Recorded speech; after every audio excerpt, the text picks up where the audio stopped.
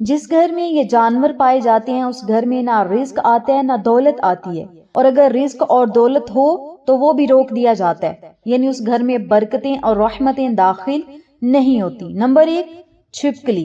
چھپکلی جس گھر میں ہوتی ہے اس گھر میں رزق اور دولت کی بندش ہوتی ہے، رزق اور دولت بند کر دیا جاتا ہے، روک دیا جاتا ہے، اور اس گھر میں رحمتیں اور برکتیں داخل نہیں ہوتی۔ لہٰذا اگر آپ کے گھر میں چھپکلیاں ہیں تو چھپکلیوں کو بھگانے کے لیے جو میڈیسنز وغیرہ یوز کی جاتی ہیں، سپریز وغیرہ یوز کی جاتی ہیں، تو آپ وہ کر دیں اور چھپکلیوں کو رمضان المبارک آنے سے پہلے پہلے اپنے گھروں سے بھگا دیں۔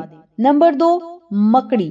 جس گھر میں مکڑی کے جالے لگی ہوتے ہیں اس گھر میں بھی نہ رزق آتا ہے، نہ دولت آتی ہے، اور نہ ہی رحمتیں آتی ہیں، اور اگر رزق اور دولت ہو تو وہ بھی چلا جاتا ہے۔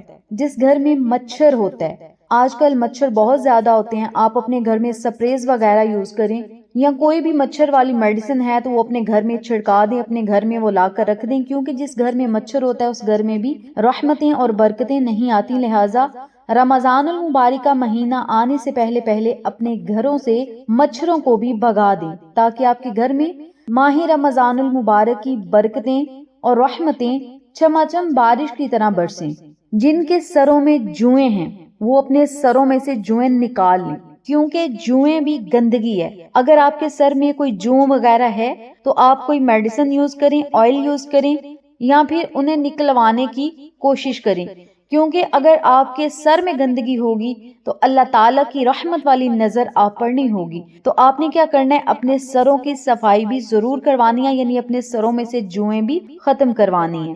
مکڑی کے جالے گھر میں نحوست لے کر آتے ہیں، مکڑی کے جالے گھر میں لڑائی جھگڑے اور ناچاکیاں لے کر آتے ہیں۔ لہٰذا اپنے گھروں سے مکڑی کے جالوں کو ختم کریں، جہاں پہ لگے ہیں وہاں سے اتار دیں، اپنے گھروں کی صفائیاں کریں۔ جس گھر میں مکڑی کے جالے لگے ہوتے ہیں وہاں جادو جنات کے اثرات بھی موجود ہوتے ہیں، تو اس لیے آپ نے کیا کرنا ہے، رمضان المبارک کا بابرکت مہینہ آنے سے پہلے پہلے اپنے گھروں سے جالے بھی اتار لیں۔